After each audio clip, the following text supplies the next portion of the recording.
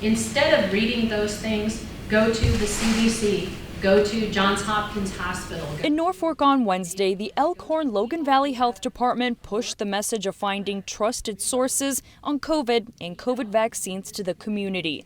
It's part of the city's effort to get more residents vaccinated after a devastating peak in November.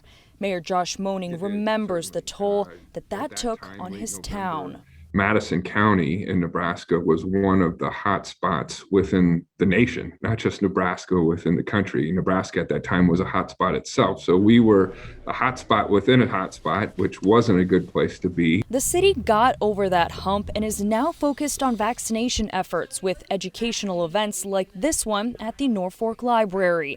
Educational sessions for those unsure of the science or safety behind the vaccines. The friends that we knew that received COVID, they didn't get it real hard.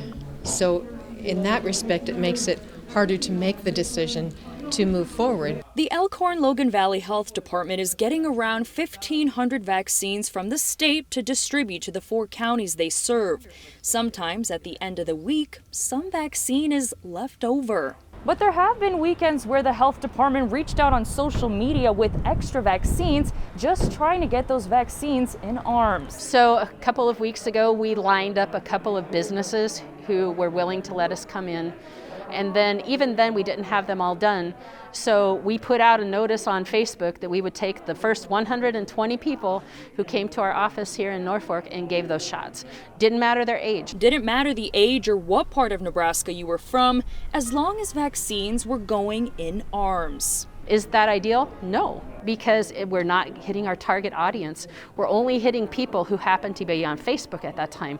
But to me, it's better than dumping them down a drain. It's educational sessions like this that Emergency Response Coordinator Melanie Thompson says should boost interest, although they have already vaccinated about 1/4 of the population that the health department serves. We are going to do whatever it takes to get these vaccines out into people.